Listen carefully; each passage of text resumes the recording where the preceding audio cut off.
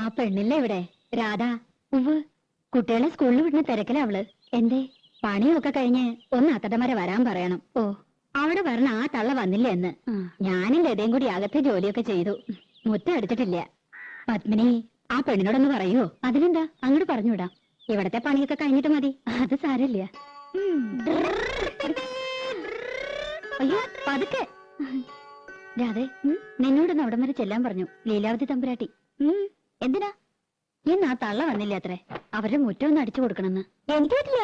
അവരുടെ മുറ്റം അടിച്ചു കൊടുക്കാൻ ഞാനാരാ? അവര് വലിയ കാര്യത്തിയോ? വലിയ തമ്പുരാട്ടിമാര്. പ്രായമായ സ്ത്രീയല്ലേടി. പണിയെടുക്കാൻ പറ്റാത്ത പ്രായമൊന്നുമില്ല അതിന്. അല്ലെങ്കിൽ അവർക്കൊരു മോളുണ്ടല്ലോ.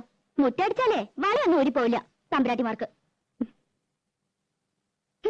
ഒരു തമ്പുരാട്ടി എന്നെ കുറച്ച് പാട്ട് പഠിപ്പിക്കാൻ ചോദിച്ചപ്പോ എന്തായിരുന്നു പവർ?